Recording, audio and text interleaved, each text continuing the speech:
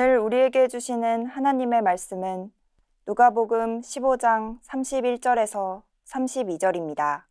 아버지가 이르되 너는 항상 나와 함께 있으니 내 것이 다 내 것이로되 이 내 동생은 죽었다가 살아났으며 내가 잃었다가 얻었기로 우리가 즐거워하고 기뻐하는 것이 마땅하다 하니라.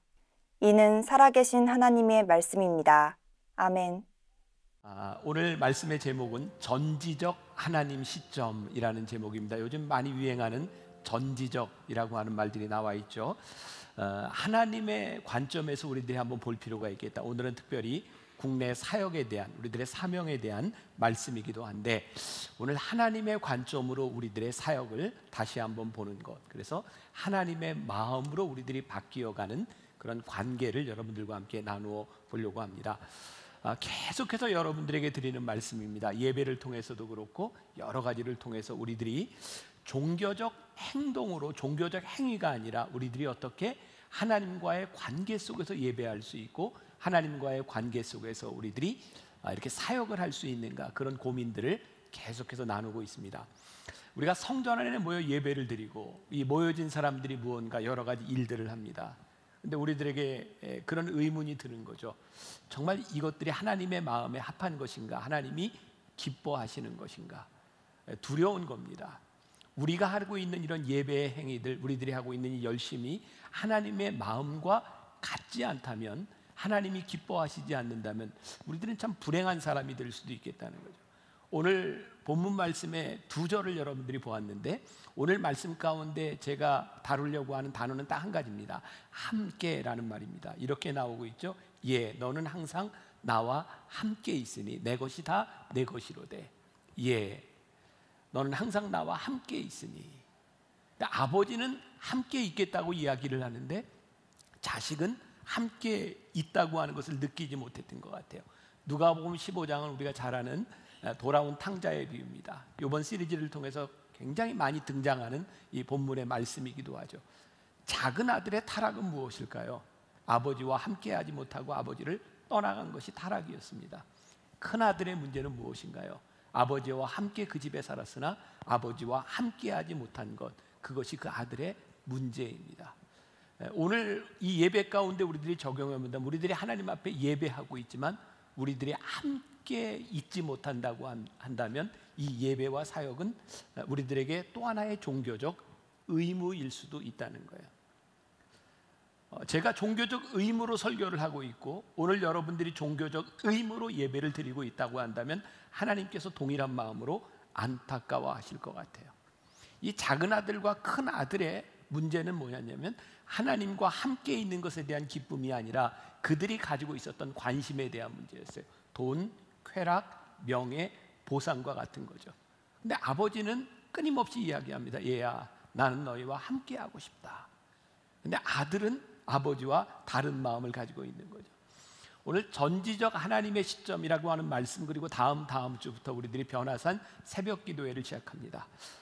인생 역전이라고 하는 제목과 또 부제로 한다면 전지적 하나님 시점이라고 하는 부제도 가지고 있어요. 이번 변화산을 통해서 우리를 향한 하나님의 관점은 무엇인가를 보려고 하는 것이기도 합니다. 여러분들에게 그림을 하나 보여드리려고 합니다. 유명한 렘브란트의 탕자의 귀환이라고 하는 그런 그림이죠. 이 렘브란트는요, 키마로스크라고 하는, 이게 미술적인 용어로 키마로스크라고 하는 기법으로 그림을 그린 유명한 사람입니다. 렘브란트의 그림을 보면 대개 빛과 어둠을 가지고 이 그림을 표현하고 있습니다. 렘브란트의 유명한 작품이에요. 여러분, 누가 탕자인지 아시겠죠? 무릎 꿇고 있는 것이 탕자고요. 누가 아버지인지 아시겠죠? 아버지의 얼굴과 탕자의 뒷모습이 빛으로 이렇게 밝게 표현이 되어 있고요. 또 빛나는 부분이 두 개가 있습니다. 저쪽에 서 있는 남자와 저 뒤에서 보고 있는 한 사람의 얼굴이 보입니다. 빛이 있다고 하는 것은 렘브란트가 뭔가 강조하고 있다는 것인데요, 뒤에서 보고 있는 저 큰 아들은 전혀 기쁜 표정이 아닙니다. 아버지의 얼굴을 보면 이 헨리 나우에는 그의 책에서 그 아버지의 눈이 짓물렀다라고 표현을 하고 있는데, 아들을 기다리는 아버지의 마음을 보여주고 있고요. 저 그림에 보면 유심히 보세요. 아버지의 손이 다릅니다. 하나는 굉장히 부드럽게 되어 있고요, 한 손은 힘줄이 돋아 있는 울퉁불퉁한 손입니다. 하나는 아버지의 마음으로, 하나는 어머니의 마음으로 아들을 안고 있는 모습입니다. 여러분, 돌아온 탕자의 머리를 보면 죄수처럼 빡빡 깎은 머리 빠진 모습이고요, 두 발을 보면 한 발은 찢어진 신발이 신겨져 있고 하나는 맨발로 다녔던 흔적, 상처들이 저기에 있습니다. 그 아버지는 그 아들을 감싸 안고 있습니다. 유명한 그림, 유명한 영화, 유명한 음악을 보면 저 그림을 그린 사람들의 의도들이 분명히 드러나 있습니다. 렘브란트는 저 탕자의 모습 속에서 자기의 모습을 보았습니다. 아들을 잃어버리고 말년에 비참해서 하나님 앞에 돌아온 자신의 모습을 보여주고 있는 거죠. 하나님 아버지와 그 아들을 안고 있는 그 모습, 하나님은 우리들의 끊임없는 관계를 원하신다. 오늘 너희들이 예배를 드리고 있는 그 모습이 아니라 내가 너희를 안아주기를 원한다. 그게 우리 하나님 아버지의 마음입니다. 우리들이 하고 있는 모든 우리의 신앙의 일들은 사실은 하나님과의 관계 속에서 나와야 되는 거죠. 근데 언제부터인가 우리는 보이는 것에 참 익숙해진 것 같아요. 예배 드리는 법, 하나님의 계명을 지키는 법, 그러면서 우리는 하나님과 함께 있는 것들을 점점 잊어버리고 살아가고 있는지 모르겠어요. 우리들이 사명이라고 생각했던 많은 부분들도 가만히 보면 우리는 하나님을 믿으며 우리들이 이루려고 했던 것들이 참 많은 것 같아요. 어쩌면 우리 가운데 많은 사람들은 천국에 가기 위해서 하나님을 믿는지 모르겠어요. 요즘 목회 상담이라고 하는 것도 참 많이 등장합니다. 목회 상담? 사실은 목회, 성경이라고 하는 것을 가지고 사람들의 이렇게 상처를 치유하고 이렇게 상담해 주려고 하는 거죠. 성경을 우리들이 유심히 보면 하나님은 우리로 하여금 한 번도 너희들이 천국에 가기 위하여 이렇게 예수를 믿어라 이런 말씀이 아니라 예수님은 이 땅 위에서 하나님 아버지를 우리들에게 끊임없이 설명하고 계시지 우리로 하여금 죽어서 천국에 가는 것이 목적이라고 말씀하지 않습니다. 하나님의 나라, 하나님 아버지를 아는 것이죠. 마가복음 12장 30절에 보면 내 마음을 다하고 목숨을 다하고 뜻을 다하고 힘을 다하여 주 너의 하나님을 사랑해라. 이것이 크고 첫째 되는 계명이다. 그러니까 성경에 우리들에게 본질적으로 이야기하고 있는 것은 하나님을 사랑하라는 거예요. 너희들의 천국을 사모해라, 너희들의 사명을 사모해라, 그렇게 이야기하고 있는 것이 아니라 하나님을 사랑해라 이렇게 말씀하고 있어요. 우리가 하나님과의 관계 속에 들어간다고 하는 것은요, 우리들 마음 가운데 하나님의 마음이 들어오는 거죠. 그러니까 우리가 하나님을 믿으면서 오늘 이렇게 글로컬 선교가 여러 가지 여러분들에게 사역을 소개하고 있는데 그 안에 하나님의 마음이 들어오지 않는 우리의 사역들은 우리들의 종교적 행위가 될 수 있어요. 예수님께서 이 땅 위에서 사람들에게 참 보여주고 싶으셨던 것은 뭐냐면 하나님의 모습이었던 것 같아요.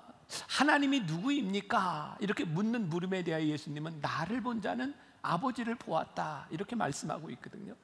이 말은 또 이런 의미가 아닐까요? 누군가 세상 사람들이 우리들에게 하나님을 좀 보여다오 라고 이야기를 하면 얘야, 나를 보면 하나님의 모습이 보이지 않니? 우리들에게 정말 고민되는 부분들 가운데 하나가 우리들을 통하여 하나님의 아버지의 모습이 보여주고 있는가? 우리의 사명을 통해서 하나님 아버지의 모습이 보여주고 있는가? 요즘 많이 쓰는 말 가운데 하나가 선교적인 삶, 또 제가 많이 이야기하는 것 중에 하나가 레디컬한 삶. 과연 선교적인 삶, 레디컬한 삶이라고 하는 것은 무엇일까? 말씀을 준비하면서 그런 고민을 하게 되었어요. 우리는 그동안 하나님을 믿는 것에 대해서 우리들 혁신적인 변화, 우리들의 삶의 결단 이런 것들을 참 많이 이야기했는데 진짜 하나님을 믿는다고 하는 것은 그런 혁신적인 변화, 그거보다 더 소중한 게 있는 것 같더라고요. 고린도전서 7장 17절에 보니까 사도 바울이 크리스천들에 대하여 이렇게 얘기합니다. 각 사람을 부르신 그 자리에서 그대로 행하라. 그리스도인들에 대해서 한 이야기가 뭐냐면 하나님께서 너희를 부르신 그 자리에서 그리스도인으로 행하라. 우리들에게 사명이라고 하는 말이 굉장히 부담스럽습니다. 왜냐하면 사명이라고 이야기를 하면 우리들이 뭔가 결정을 내려야 될 것 같아요. 내가 직장을 그만두고 선교사로 나가든지 내가 새로운 어떤 하나님의 일을 하기 위해서 뭔가를 포기하든지, 분명히 포기와 결단이라고 하는 것이 우리들에게 중요한 것은 분명한데, 우리들이 하나님의 마음으로 살아간다고 하는 것은 사실 그것보다 더 중요한 것, 우리들의 삶의 자리에서 우리들에게 주신 하나님의 마음이 무엇인가. 지금 여러분들의 가정, 우리들의 가정, 우리들의 삶에서 하나님이 나와 함께 거하시는 그것이 무엇인가, 그것을 생각하는 것이 사실은 가장 레디컬한 것이 아닐까. 전지적 하나님의 시점이라고 하는 것, 오늘 우리들의 마음을 좀 변화해 보자고 하는 것은 하나님과의 관계 속에서 우리들에게 일어날 수 있는 민감한 변화, 하나님이 나와 함께 하시기 때문에 그 마음으로 인하여 나에게서 일어날 수 있는 변화는 무엇인가. 우리들 기념일 많이 이렇게 지키잖아요. 예를 들어서 결혼 기념일, 그러니까 아내들이 원하는 것도 있고, 남편들에게 있어서 그 기념일 한번 잘못 지나가면 평생 힘들잖아요. 그러니까 이제 기념일을 잘 준비해요. 내가 당신을 위해서 이런 기념일을 이렇게 준비했어. 그런데 기념일을 이렇게 준비하고 기념일을 받는 아내의 입장에서 남편이 참 많이 준비했는데 불편해. 만약에 불편한 마음을 느낀다면 그 이유는 무엇일까요? 기념일은 있는데 거기에 함께하지 않는 거죠. 우리는 하나님을 위하여 많은 것들을 준비할 수 있을 것 같아요. 우리는 사명이라고 하는 이름으로, 우리들에게 주어진 사명이라고 하는 이름으로 하나님, 제가 이렇게 준비했습니다. 그런데 하나님이 기쁘지 않으신 거죠. 불편해요. 너희가 나와 함께하지 않는구나. 로렌스 형제로 잘 알려진 니콜라스라고 하는 중세 수도원의 주방에서 평생을 보냈던 사람이 있습니다. 로렌스 형제, 이렇게 우리들이 알고 있습니다. 로렌스 형제가 평생을 청소하고 요리사로 지냈던 사람인데, 그의 책에 보면 이런 말을 합니다. 사람들은 하나님의 사랑에 이를 수 있는 수단과 방법을 고민한다. 그리고 그 사랑을 늘 기억하기 위한 규칙을 배우고 도구를 만들어낸다. 내겐 정말 고달픈 세상처럼 보인다. 하지만 아주 간단할 수도 있다. 그냥 일상에서 모든 일을 할 때마다 하나님을 사랑하는 마음으로 하는 것이다. 쉽지 않은가? 로렌스 형제, 그는 수도원에서 평생 수도사들에게 밥을 지어주고 요리를 하고 청소를 했던 사람입니다. 그런데 우리는 그를 굉장히 훌륭한 영성가로 생각합니다. 우리들이 생각하는 위대한 일을 했던 사람이 아니라, 그는 빨래하고 요리를 하며 하나님의 마음으로 섬겼던 사람이죠. 여러분, 데살로니가 5장 17절에 우리가 잘 아는 말씀입니다. 쉬지 말고 기도해라. 저를 비롯해서 여기 있는 여러분들에게 쉬지 말고 기도해라, 이게 엄청 부담스러운 얘기 아닙니까? 여러분, 쉬지 않고 기도할 수 있으세요? 만일 우리들이 쉬지 않고 기도해라 라고 하는 것이 우리들의 행위로 생각한다면 이 말씀은 전혀 불가능하고 이해가 되지 않는 부분입니다. 우리가 어떻게 쉼없이 기도할 수 있겠습니까? 우리가 어떻게 쉼없이 하나님께 계속 기도하고 또 쉼없이 하나님의 음성을 듣는 것이 기도라고 생각한다면 우리들이 어떻게 쉬지 않고 기도할 수 있겠습니까? 요한복음 14장 10절과 11절 말씀에, 내가 너희에게 이르는 말은 스스로 하는 것이 아니라 아버지께서 내 안에 계셔서 그의 일을 하시는 것이라. 내가 아버지 안에 거하고 아버지께서 내 안에 계심을 믿으라. 예수님에게 있어서 기도는 의사소통에 대한 부분이었어요. 하나님 아버지와 끊임없이 교제하는 부분이었어요. 로렌스 형제가 이야기했던, 그가 솥단지 위에서 프라이팬 더미 속에서 열심히 기도의 삶을 살 수 있었던 것은 그 삶 가운데서 내가 하나님과 함께 교제하고 있다라고 하는 마음이 그 안에 있었던 거죠. 아브라함 헤셀이라고 하는 사람이 이런 말을 했습니다. 여러분들 잘 활용해 보셨으면 좋겠어요. 기도의 핵심은 기도가 아니다. 기도의 핵심은 하나님이시다. 기도의 핵심은 내가 말로 기도하는 이것이 핵심이 아니라 기도의 핵심은 하나님이시다. 아까 제가 결혼 기념일에 대한 이야기를 했는데, 여러분, 기념일의 핵심이 있는 것이 아니라 기념일을 지켜야 하는 그 사람에게 핵심이 있는 거죠. 우리가 이것을 자꾸 잃어버리고 살아가는 것은 아닌가. 그래서 하나님의 마음을 잃어버린 우리의 사명이 하나님을 슬프게 하고 우리의 마음을 슬프게 하죠. 하나님과의 친밀함 가운데서 우리들이 하나님의 마음을 보기 시작하면 하나님의 마음이 아플 때 우리의 마음도 아파야 되고 하나님이 기쁘실 때 우리도 기뻐야 되는 거죠. 예를 들어서 한 가지 이렇게 훈련을 해볼까요? 요한복음 2장에 보면 예수님께서 성전을 헐라 내가 다시 세우리라 이런 말씀을 하십니다. 그 성전은 헤롯 성전입니다. 46년 동안 건축가들이 그 성전을 다시 만들었고 헤롯 성전으로 그 세워진 성전을 예수님께서 다시 세울 테니 헐어버리라고 말씀합니다. 46년 동안 지어진 그 예루살렘 성전을 예수님께서 왜 헐어버리라고 말씀하셨을까요?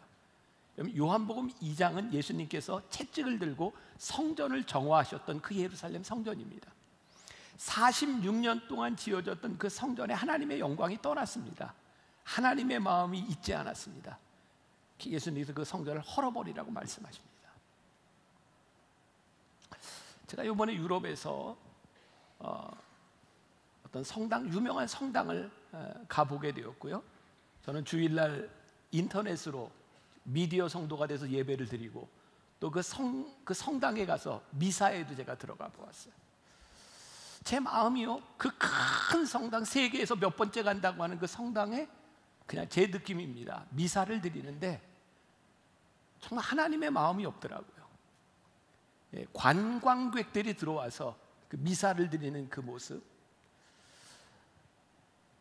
그 큰 성당 안에 콜럼버스, 유명한 신대륙을 발명한 콜럼버스의 묘지가 있고요. 거기에 수많은 인디안들로부터 가져왔던 황금을 가지고 멋지게 만들어 놓은 황금상이 있고요. 멋진 성전 가운데 하나님의 마음이 없어요. 아마 그런 것이 아니었을까요? 언제부터인가 우리들이 멋진 성전에서 우리들이 멋진 예배를 드리고 있을지 모르지만 하나님의 영광이 떠나가 버린, 크고 아름답게 만들어진 그 성전을 헐어버려라, 내가 다시 세우리라. 이것이 헐려야 하나님의 영광이 다시 세워질 수 있고 하나님이 기뻐하실 수 있다. 제가 지난주에 그냥 굉장히 멋진 이렇게 단어가 하나 생각이 났는데 얘기를 해드릴까요 말까요? 제가 내년도에 이런 제목으로 설교를 한번 해야 되겠다. Reconstruction by Deconstruction. 괜히 얘기를 했다 싶기도 하고, 이게 무슨 말이냐면 Deconstruction, 무너짐을 통하여 Reconstruction, 다시 세워야 하리라. 이번 주에 저에게 들어온 마음이었어요. 무너짐을 통하여 새롭게 세워지는 것. 요한복음 2장에 예수님께서 헐어버려라, 내가 다시 세우리라 라고 하는 말씀, 예수님께서 우리들에게 성경을 통해 보면 통일한 맥락이 있는 것 같아요. 하나님께서 우리들에게 계속 원하시는 것이 있는 것 같아요. 근데 우리는 그 본질을 보려고 하지 않고 계속 우리들이 원하는 말씀을 이렇게 뽑아서 우리들에게 적용하려고 하는 거예요. 요한복음 15장에 우리가 잘 알고 있는 포도나무 비유가 있어요. 내 안에 거하라, 그리고 기쁨이 충만하게 하려 함이라. 사역이란 끊임없이 내가 하고 싶은 일들을 우리들이 채워나가는 것이 아니라 내가 하나님의 기쁨이 되기를 소원하는 마음, 그것이 우리들에게 살아있어야 될 텐데 우리는 너무 교회 중심적이고 우리는 너무 사역 중심적이고 하나님의 마음을 우리들이 잃어버리고 살아가는 것은 아닐까. 이번 주에는 제가 특별히 그 MMP에 대한 말씀을 여러분들과 좀 많이 나누려고 합니다. 우리 교회를 보면서 하나님이 가지는 마음은 어떤 마음일까? 이 땅의 교회들을 바라보며 하나님께서 우리들에게 주시는 마음은 어떤 마음일까? 그 2014년도에 나온 책인데요. 그 가까운 선한목자교회 유기성 목사님이 쓴 우리 서로 사랑하자, 이 책에 보면 이런 예화가 하나 나옵니다. 어떤 젊은 목사님이 큰 교회에 부임을 하게 되어 청빙을 받게 되었습니다. 어떤 이야기를 듣고 가게 되었냐면 만장일치로 교인들이 원하니 이 교회에 오십시오. 그래서 기쁘게 그 교회에 청빙을 받아갔습니다. 그런데 사실상 만장일치였지 만장일치가 아니었습니다. 알고 보니 투표에는 243대 2로 2명이 반대를 한 사람이 있었습니다. 이 목사님은 그게 굉장히 마음에 걸려서 6개월 동안 누가 나를 반대했을까를 유심히 찾아보게 되었고 그 두 사람이 누군지를 알게 되었습니다. 이 목사님은 그 두 사람도 내 편을 만들기 위하여 열심히 목회를 했고요. 다시 이제 그걸 뭐라고 다시 재신임하는 투표를 하게 되었습니다. 결과는 243대 2였습니다. 두 사람이 찬성하고 243명이 반대를 했고 목사님을 싫다고 했습니다. 이야기 속에 나오는 겁니다. 너무 극단적인 이야기일까요? 우리가 세상에 있는 모든 사람들을 만족시킨다고 하는 것, 그것이 가능한 일일까요? 근데 우리는 사람을 만족시키려고 하는 것이 우리들에게 우상이 될 수도 있다. 우리 교회가 어떤 일을 해도 이 세상에 있는 사람들을 다 만족시키지는 못합니다. 우리 교회가 무슨 일을 해도 모든 교회가 우리 교회를 좋아할 수는 없습니다. 만일 우리가 사람의 마음과 세상의 교회의 마음들을 맞춰가려고 한다면 우리는 또 수없이 많은 적들을 만들어갈지 모릅니다. 그래서 우리 사역과 우리 교회에 대하여 우리는 누군가를 만족시키는 것, 그래서 그렇게 힘쓰고 애쓰고 살아가는 교회가 아니라 전지적 하나님의 시점에서 하나님은 우리 교회에 대하여 어떤 모습을 원하시고 우리는 어떻게 하나님의 마음에 드는 교회가 될까를 우리가 고민하고 하나님과 함께 있지 않으면 이 교회는 어쩌면 어느 순간 버림을 받을지도 모른다는 생각이 들어요. 우리나라는 70년대, 80년대, 1970년대, 80년대 굉장히 많은 성장의 시대를 지나왔고요. 경제적 성장과 더불어서 우리는 교회의 부흥도 경험을 했습니다. 소위 정말 무섭게 이렇게 성장하던 시대에 이 교회들이 성장하면서 교회를 통해서 여러 가지 비즈니스가 만들어지기 시작했습니다. 우리 교회 역시 지금 쓰고 있는 이런 영상 그리고 음향, 우리 교회가 가지고 있는 이런 장비들은 우리나라 교회들이 가지고 있는 다른 교회들이 참 부러워할 만한 굉장히 좋은 것들을 가지고 있습니다. 예배에 이런 것들을 사용하고 우리들이 쓰는 것, 이것이 잘못된 것이 아니라 예배를 위하여 얼마든지 사용될 수 있습니다. 그리고 교회 리모델링이나 이런 영상이나 이런 모든 장비들, 이런 의자에 이르기까지 이것을 팔아서 장사하는 사람들이 많이 생겨났습니다. 사업적인 차원에서 얼마든지 그런 일이 일어날 수 있다고 생각합니다. 그러나 이 일을 통하여 단순히 돈을 버는 것이 아니라 누가 비즈니스를 하는 것뿐만 아니라 교회 안에서 어떤 일들이 일어나기 시작했냐면 많은 교회들이 건축을 할 때마다 이 안에서 리베이트라고 하는 것도 생겨나고 이 물건들을 사고 오고 가면서 금전적인 것들이 소위 말하는 떡고물들이 묻어나기 시작했습니다. 교회의 일을 통하여 정당한 것이 아니라 누군가 이득을 취하는 사람들이 생겨나기 시작했어요. 그래서 이런 생각을 하게 됩니다. 예수님께서 이 땅 위에 지금 우리 교회에 이렇게 화려한 예배를 드리고 있는 우리들을 바라보면서 이렇게 말씀하시지 않을까? 헐어버려라. 내가 시 교회를 다시 세우리라. 하나님의 영광이 여기서 떠나가 버렸고 강도의 소굴이 되었다. 헐어버려라. 내가 다시 세우리라. 우리 하나님께서 다시 세우셔야 될 교회가 되어버리고 강도의 소굴이 되어버렸다고 한다면 우리들에게 얼마나 불행한 일이겠는가. 교회 안에 많은 것들이 돈으로 해결되는 일들, 언제부터인가 한국 교회 안에 부익부 빈익부 현상이 나타나기 시작해서 큰 교회와 작은 교회, 큰 교회는 이제 많아졌고 헌금도 많으니 어려운 교회를 도와야 된다. 어려운 교회들은 당연히 우리들은 도움을 받아야 된다. 그래서 큰 교회는 어려운 교회에 선교비를 보내면 우리들이 해야 될 일을 다 했다. 굉장히 빛을 벗어난 것 같은 느낌들을 받고 어려운 교회들은 당연히 우리들이 받아야 된다고 하는 것 때문에 금전적인 관계들이 되어버렸어요. 돕고 안 돕고 이것이 악이냐 선이냐에 대한 문제가 아니라 하나님의 마음이 없는 돈으로 해결하는 일들이 우리들 가운데 참 많이 일어나는 것들을 바라보면서 어쩌면 2000년대 예루살렘 성전을 바라보며 채찍을 드셨던 하나님께서 우리들을 향해 그런 채찍을 드실 수도 있겠다. 하나님의 영광이 떠나간 이 교회를 바라보며 하나님의 마음이 많이 아플 수 있겠다.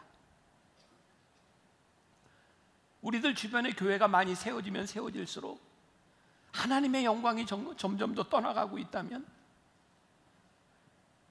우리가 뭔가 열심히 하고 있는데 하나님의 마음이 떠나가고 있다면 우리는 뭔가 잘못되어 가고 있는 것은 아닐까.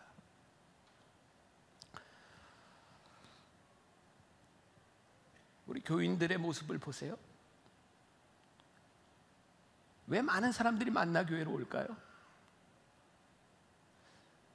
소위 교회도 이제 대형 마트가 생겨나서 골목 상권이 죽는 것처럼 만나 교회만 해도 많은 문제를 해결하는 교회, 원스톱 쇼핑이 가능합니다. 애들 데리고 오면 애들 양육도 돼요. 우리 실버 미니스트리도 돼요. 성경 공부도 돼요. 영성 훈련도 있어요. 만나 교회 오면 모든 게 다 해결이 되니까 사람들이 우리 교회를 많이 옵니다. 그리고 저도 목회를 그렇게 했어요. 제가 선교학을 공부하면서 저 만나 교회 목사로서 저는 교인들에게 참 좋은 교회, 그런 목회하고 싶었고, 교인들이 만나 교회 와서 기뻤으면 좋겠고, 그래서 그렇게 목회를 했어요. 그리고 그걸 좋아하는 교인들이 만나 교회에 많이 왔던 것 같아요. 근데 어느 날부터인가 교인들의 모습을 바라보며 참 교인들은 편한 걸 좋아하는구나, 그들이 편리한 걸 좋아하는구나, 힘든 것을 하려고 하지 않는구나. 흔히 하는 말로 하늘 밑에 분당이 있다 그러잖아요. 이게 세상 사람들만 하는 이야기가 아니라 한국에 있는 많은 교회 목회자들이 하는 이야기가, 분당은 정말 천국과 같은 곳이다, 이렇게 교회들이 많이 있고, 분당에 알만한 교회들 다 있죠. 어느 교회 아세요? 분당에 할렐루야 교회도 있고, 분당 우리 교회도 있고, 지구촌 교회도 있고, 선한목자 교회도 있고. 가끔 우리 목사님들 만나면 무슨 얘기 하는지 아세요? 어느 병원이 좋대. 우리 목사 중에 안 아픈 사람 하나도 없어요. 목회하는 게 쉽지 않아요. 모르겠어요. 쉽지 않은 것 중에 하나가, 물론 치열하게 살아가고 목회를 열심히 하려고 하는 이유 있죠. 교인들에게는 좋은 교회가 많다고 하는 게 너무너무 행복한 일이잖아요. 오늘 만나교회 예배 드렸는데 마음에 안 들어, 그럼 우리 교회에 가든 지구촌 교회 가든 할렐루야 가든 갈보리 교회 가든 갈 교회 많잖아요. 안 그래요? 여러분들에겐 참 좋은데, 목회자 입장에서 보면 야, 교인들이 언제든지 떠날 수 있어. 단순히 교회의 교인들이 떠나고 아니고에 대한 문제가 아니라 정말 두려운 게 뭐냐면, 이제 교인들이 자기가 원하는 것, 자기가 편리한 곳으로 쉽게 떠나가 버리는, 어쩌면 우리들은 하나님과 우리들 사이에서 관계와 함께함에 대한 문제가 아니라 우리들이 편안한 곳을 이용해서 내 문제를 해결하기 위해서 언제든지 떠나가 볼 수 있는 사람들, 어쩌면 이거 잘못되어 가고 있구나, 하나님의 마음을 잃어버리고 살아가고 있는 교회들이 되어버렸구나, 그런 고민들이 저에게 들기 시작한 거예요. 그리고 만나교회가 그 고민을 함께 하게 된 거예요. 우리가 그리스도는 한 몸이다, 교회가 한 몸이다 라고 생각하는 것들, 우리들이 부인할 수 없는 것 중에 하나가, 여러분, 제 만나교회, 저희 교회를 예를 들어 봐도 지난해 올해 수년 전부터 우리 교회에 들어오는 대부분의 교인들은 초신자들이 아닙니다. 어딘가에서 신앙생활을 하다가 많은 분들은 상처를 받고 들어오기도 했어요. 제 마음에 늘 그런 저에게 주신 사명이라고 생각하거든요. 저는 교회 때문에 상처받은 사람들이 하나님께 상처받지 않았으면 좋겠다. 저는 교회가, 저희 만나교회가 참 좋은 교회 되고 싶어요. 그리고 저로 인하여 교인들이 상처받지 않았으면 좋겠고, 목사로 인하여, 교회로 인하여 하나님과 멀어지지 않았으면 좋겠어요. 그런 마음 가지고 목회하려고 노력해요. 그런데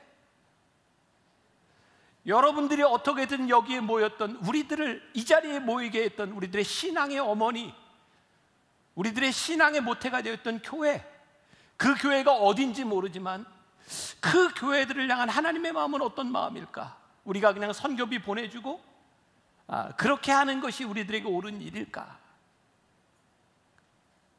목사인 저로서 굉장히 어려운 결단이었어요. 우리가 MMP 교회를 하고 우리 토요 예배 드리면서 in and out, 우리 모여서 예배 드리고 흩어집시다. 목사의 입장에서 이거 쉽지 않습니다.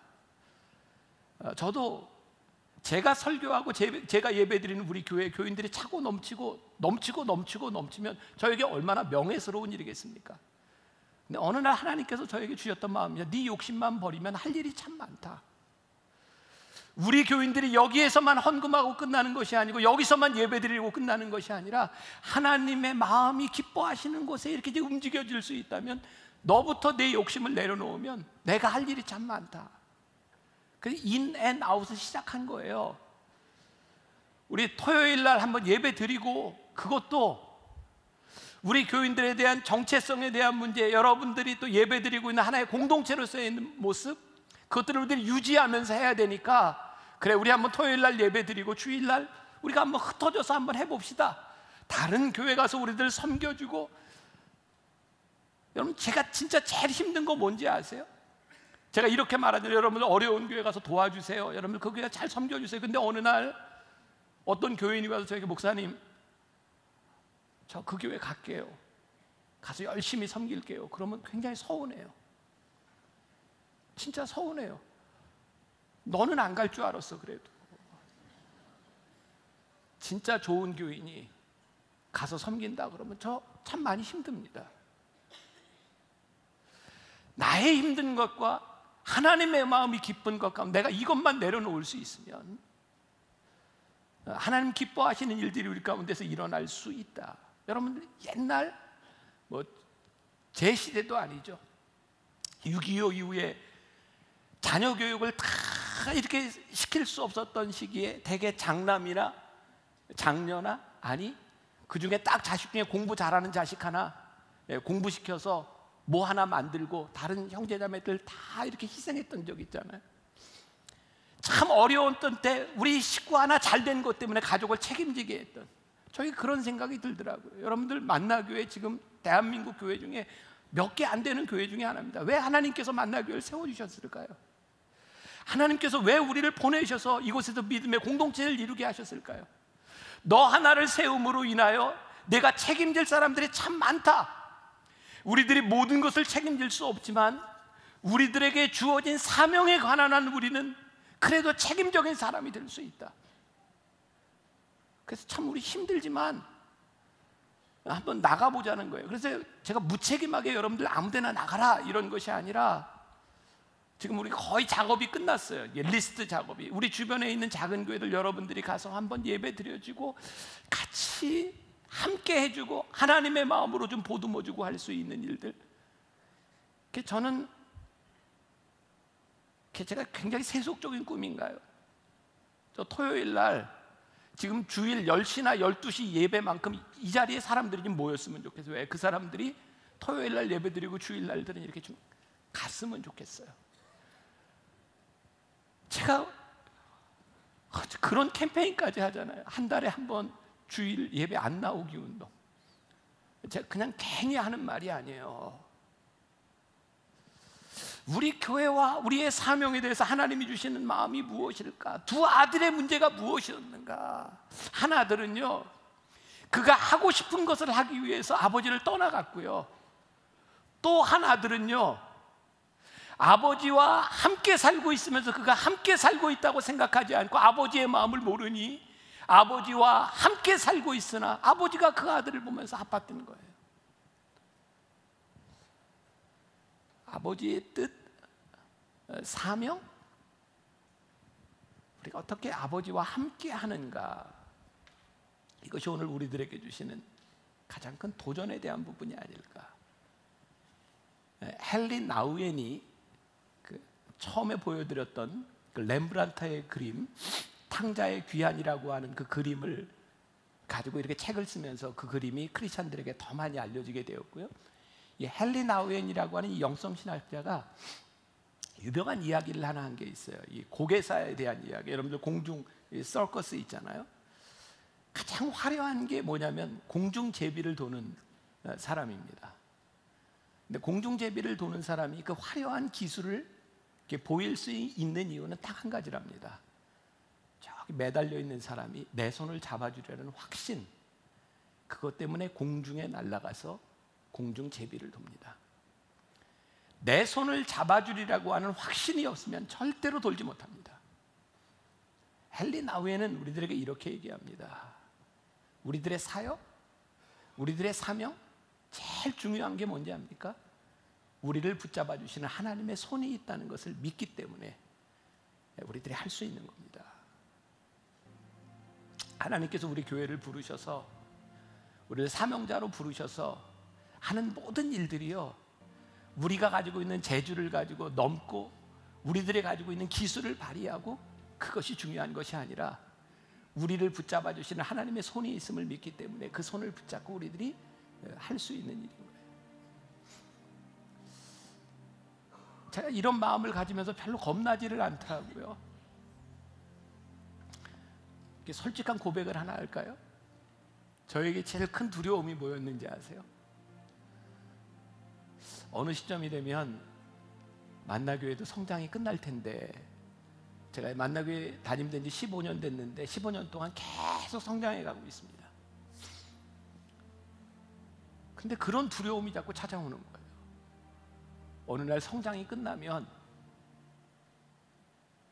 내가 참 불쌍하고 비참해질 것 같아.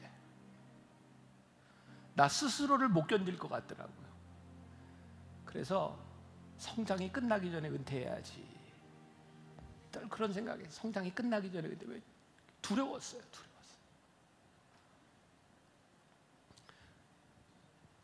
근데 하나님께서 저에게 요 수년 동안 주셨던 생각이 뭐냐면,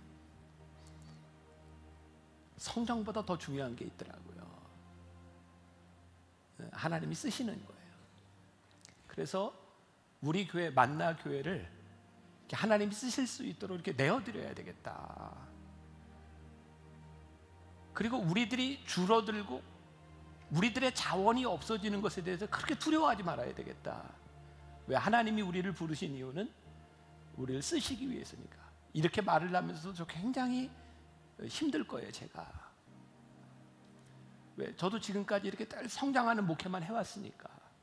근데 실제 눈앞에서 뭐 주일 예배 드리는 성도들도 막 줄어들고 교회 1년 예산도 막 줄어들고, 제가 불성실하기 때문에 일어나는 일이라면 진짜 못 견딜 텐데, 하나님이 우리 교회를 쓰시기 때문에 일어나는 일이라면 기쁘고 괜찮을 수 있는 일이에요. 근데 저 혼자만 이런 생각을 가지는 것이 아니라 우리 성도들이 함께 체인지해야 돼. 우리의 마음을 바꾸고. 너무 여러분들 편안하게 편리하게 살 생각 안 했으면 좋겠어요. 조금 더 하나님의 마음이 있는 곳에, 하나님의 눈물이 있는 곳에, 하나님의 발길이 있는 곳에 우리들이 갈 수 있기를 바라고요. 그런 의미에서 우리 글로컬 선교, 우리 국내 선교 여러 사역들이 있는데, 여러분 아무것도 안 하는 분들 좀 하세요. 아버지의 마음이 있다고 생각하는 곳에 내 마음도 있게 해주세요. 저는 여러분들이 예배의 구경꾼이 아니었으면 좋겠습니다.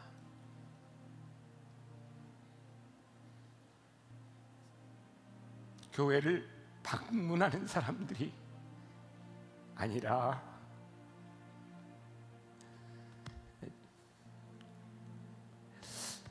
저부터 회개를 해야 돼요. 하나님 마음이 있는 곳에 우리의 마음이 있기를 함께 기도하고, 아버지의 눈물이 있는 곳에 우리의 눈물이 있기를 함께 기도하고 나갔으면 좋겠습니다. 하나님 아버지의 마음을 함께 찬양합시다.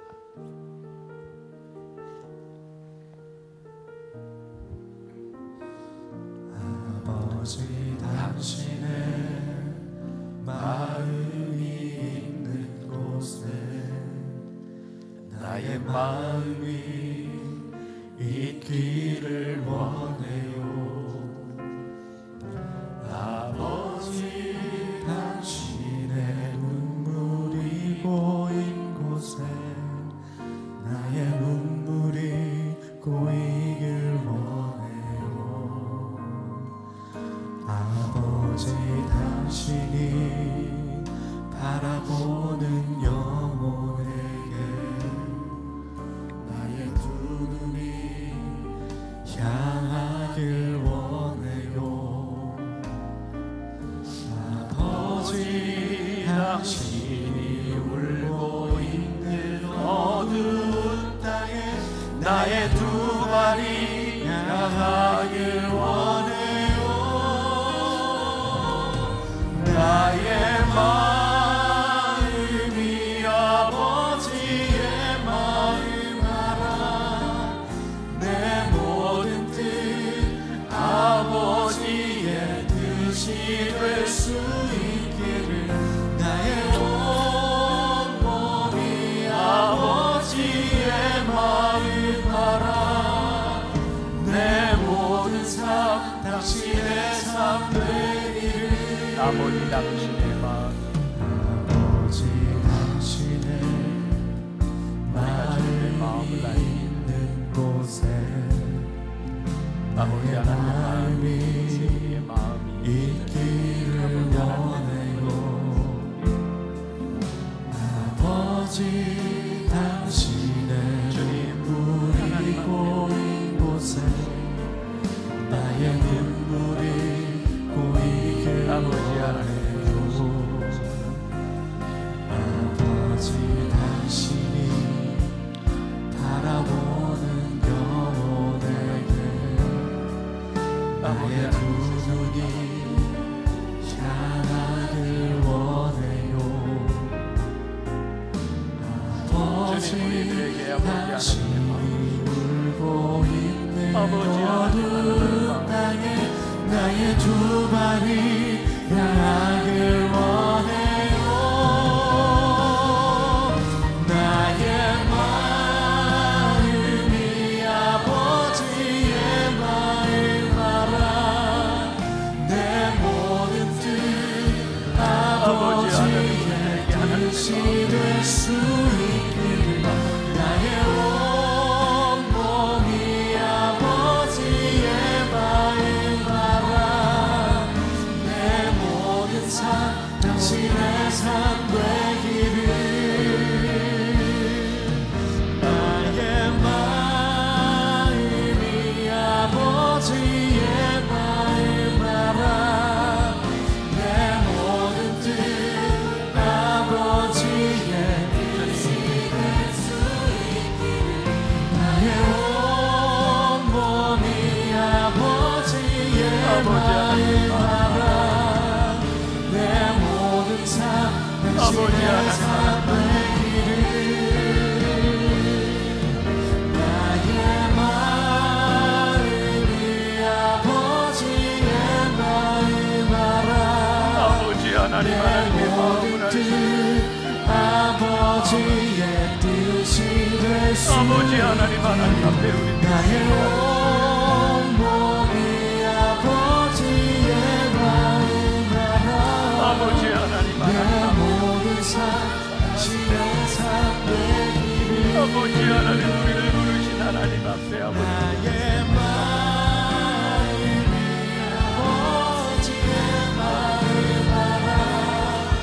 내 모든 뜻 아버지의 뜻이 아버지 될 수 하나님, 하나님 앞에 있기를. 나의 온 몸이 아버지의 마음 알아. 아버지 하나님 이 땅을 내 바라보고 모든 삶 당신의 삶 되기를. 아버지 당신의 아버지 하나님 마음이 있는 곳에 나의 마음이 있기를 원해요. 아버지 당신의 눈물이 고인 곳에 나의 눈물이 고이길 원해요. 아버지 당신이 바라보는 영혼에게 나의 두 눈이 향하길 원해요. 아버지 당신이 울고 아버지 하나님의 마음 어두운 땅에 나의 두 발이 아버지 하나님의 마음을 원해요.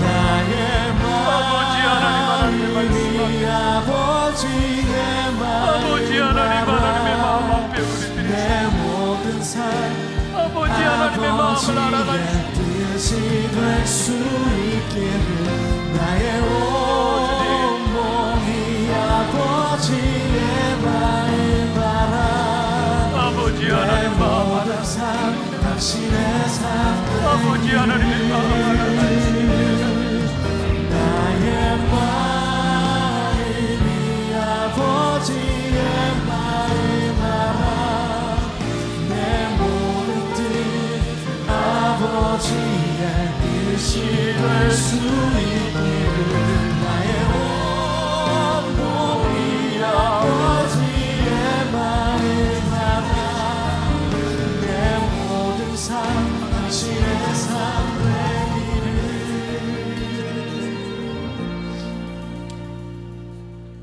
아버지의 마음이 우리와 함께 있기를.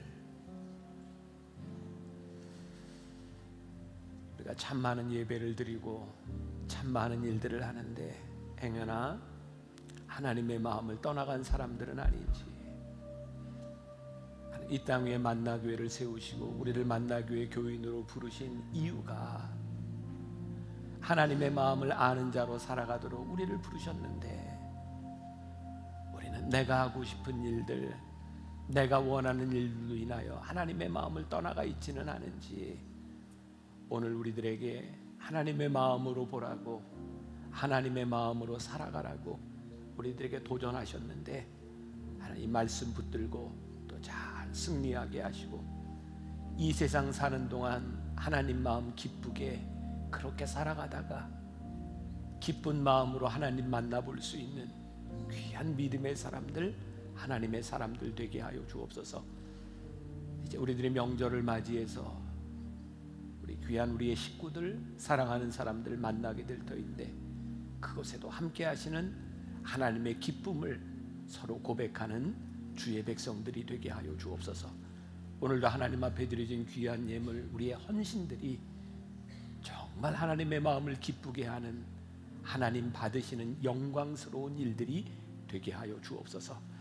지금은 우리 주 예수 그리스도의 은혜와 하나님 아버지의 무한하신 사랑과 성령의 인도하심이 하나님의 마음으로 이 세상을 바라보고, 하나님의 마음으로 우리가 하는 일들을 바라보고, 하나님의 마음으로 그렇게 살아가기를 소원하며 이 세상으로 나가는 당신의 사랑하는 모든 백성들 위해 지금부터 영원까지 함께 하시기를 간절히 축원하옵나이다. 아멘.